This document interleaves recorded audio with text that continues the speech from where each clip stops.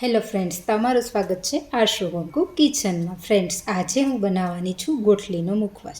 અને ગોઠલીની અહીંયા આપણે પહેલાં સૌપ્રથમ તો તુરાશ કાઢી લેવાની છે। અહીંયા તુરાશ ન રહે એ રીતે અહીંયા આપણે તુરાશ ગોઠલીની કાઢી લેવાની છે। અને અહીંયા આપણે ગોઠલાને તડકામાં સૂકવી દેવાના છે 3 થી 4 દિવસ 5 દિવસ જેવા અહીંયા આપણે તડકામાં સૂકવી લેવાના છે। અને આ રીતે અહીંયા આપણે ગોઠલી બધી જ કાઢી લેવાની છે। આખી ગોઠલી અહીંયા નીકળી જવાની છે। આ રીતે તમારે ગોઠલી કાઢી લેવાની છે। તો અહીંયા મેં બધી જ ગોઠલી અત્યારે કાઢી લીધી છે। આ રીતે અહીંયા આખી જ સરસ નીકળી ગઈ છે અહીંયા બધી જ ગોઠલી। અને અહીંયા આપણે ફોતરા ચાલ ઉતારી અને ગોઠલીને આખી તૈયાર સરસ કરી લેવાની છે। તમે જોઈ શકો છો।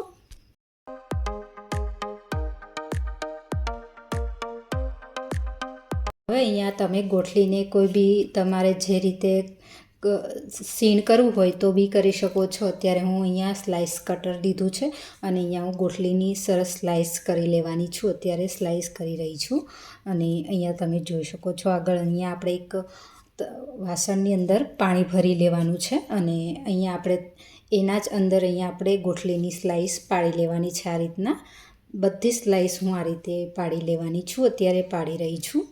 અને તમારે જો અહીંયા સીણ કરવું હોય તો બી કરી શકો છો અને પાણીની અંદર જ ડાયરેક્ટ અહીંયા આપણે પાડી લઈશું સ્લાઇસ, જેથી અહીંયા આપણી ગોઠલીની જે કંઈ તુરાશ છે તે પાણીની અંદરથી બહાર આવતી રહે છે। અહીંયા આપણે અહીંયા ગોઠલી બધી જ સ્લાઇસ અહીંયા આપણે આ રીતે કરી લઈશું।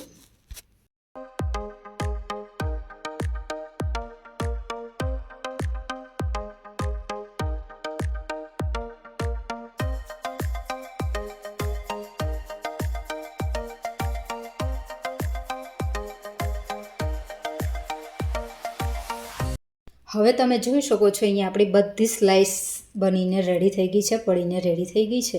અને અહીંયા આપણે સારા પાણીથી 2-3 પાણીથી અહીંયા આપણે સારી વોશ કરી લેવાની છે, એટલે કે ધોઈ લેવાની છે ગોઠલીની સ્લાઇસને।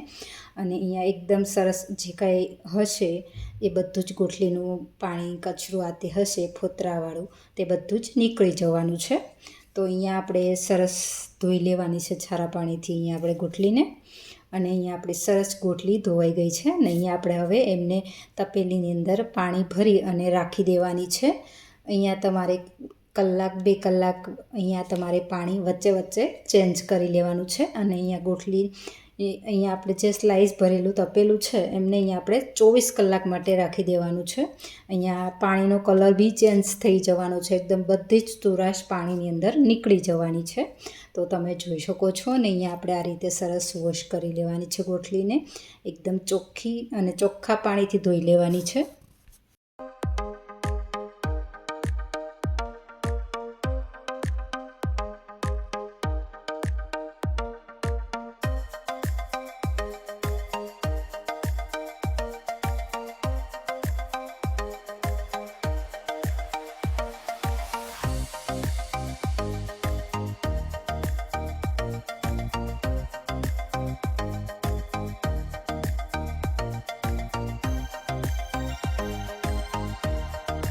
હવે તમે જોઈ શકો છો અહીંયા આપણા પાણીનો કલર બી ચેન્જ થઈ ગયો છે। આ રીતે તમારે વચ્ચે વચ્ચે પાણી ચેન્જ કરતા રહેવાનું છે, ધોઈ લેવાની છે ગોઠલીને અને ફરી પાછું પાણી ભરી અને મૂકી દેવાની છે। આ રીતે તમારે સેમ પ્રોસેસ અહીંયા 5 થી 6 વાર કરવાની છે। અને અહીંયા 24 કલાક માટે તમારે ગોઠલીની સ્લાઇસ ભરી તપેલાની અંદર પાણી ભરી અને આ રીતે રાખી દેવાની છે, અને જેથી અહીંયા બધી જ તુરાશ જતી રહેવાની છે।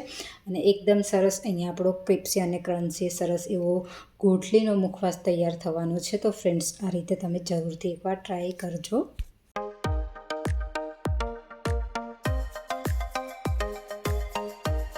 હવે તમે અહીંયા જોઈ શકો છો ઓવરનાઇટ અહીંયા આપણે પલાળેલી છે, તો એમનો બી કલર એકદમ ડાર્ક થઈ ગયો છે અને બધી જ તુરાશ નીકળી જવાની છે।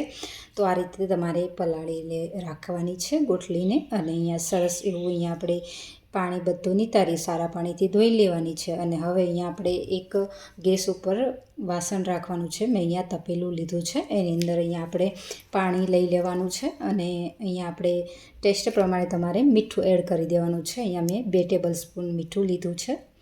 અને હવે અહીંયા આપણે જે સ્લાઇસ ગોઠલીની છે તે અંદર એડ કરી દેવાની છે પાણીમાં। ગરમ પાણી જે આપણે તપેલામાં મૂક્યું છે એમાં એડ કરી દેવાની છે। અને અહીંયા આપણે એમને સરસ બાફી લેવાની છે ખુલ્લી જ બાફવાની છે, જેથી વરાળ સ્વરૂપે જે જશે તેમાં જ આ તુરાશ ઓછી થતી જશે ગોઠલીની, અને સરસ એવી અહીંયા આપણે ગોઠલીનો મુખવાસ તુરાશ વગર, ઓછી તુરાશ વગર એવો સરસ બનશે.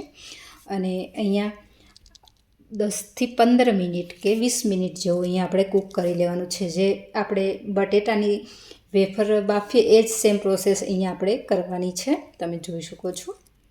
અને અહીંયા આપણી ગોઠલી બી સરસ બફાઈ ગઈ છે, તમે જોઈ શકો છો. અને અહીંયા આપણે એક જાર લેવાનું છે, જારની અંદર આપણે ગોઠલીને નાખી દઈશું, એડ કરી દઈશું, તમે જોઈ શકો છો. આ રીતે અહીંયા આપણે ગોઠલી એડ કરી દેવાની છે, જારની અંદર લઈ લેવાની છે, અને બધું જ પાણી નિતારી લેવાનું છે. બધું જ પાણી નીતરી જાય પછી અહીંયા આપણે એક કોઈ બી કપડું લેવાનું છે અને પાથરી દેવાનું છે તડકે. અહીંયા આપણે ગોઠલીને સૂકવવાની છે. ગોઠલી સરસ એવી અહીંયા એકદમ સરસ સ્મૂથ એવી બફાઈ ગઈ છે, તમે જોઈ શકો છો.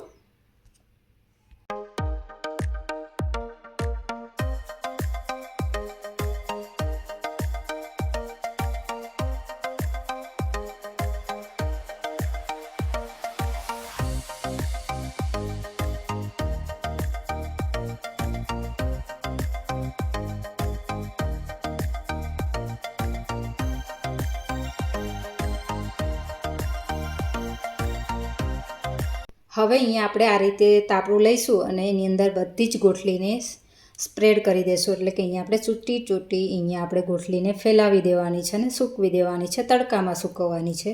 આ રીતે બધી જ ગોઠલી મેં સૂકવી દીધી છે, તમે જોઈ શકો છો. અને બધી જ ગોઠલીને અહીંયા આપણે સરસ અહીંયા 7 થી 8 કલાક સુકાતા થશે. પણ આગળ તમારે જો વધારે અહીંયા સ્ટોર કરવાની હોય તો તમારે આગળ 5 થી 6 કલાક માટે વધારે તપવવી, જેથી અહીંયા ગોઠલી સરસ એવો મુખવાસ સ્ટોર કરી શકો તમે.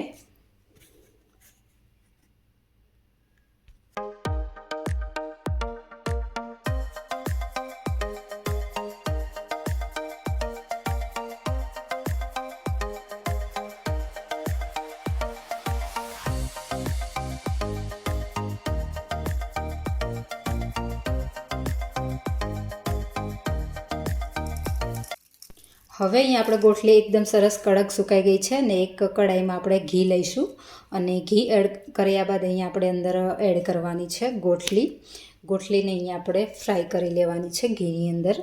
સરસ એવી ગોલ્ડન બ્રાઉન થાય ને ત્યાં સુધી અહીંયા આપણે ગોઠલીને ફ્રાય કરી લેશું. અહીંયા સરસ એવી અહીંયા આપણી ગોઠલી પોચી અને ક્રન્સી એવો અહીંયા આપણો મુખવાસ ગોઠલીનો બનીને રેડી છે, તમે જોઈ શકો છો. અને અહીંયા આપણે બ્લેક સોલ્ટ અંદર થોડું એડ કરી દેવાનું છે, જેથી અહીંયા સરસ એવી ફ્લેવરફુલ અહીંયા આપણો ગોઠલીનો મુખવાસ બનીને રેડી થઈ ગયો છે.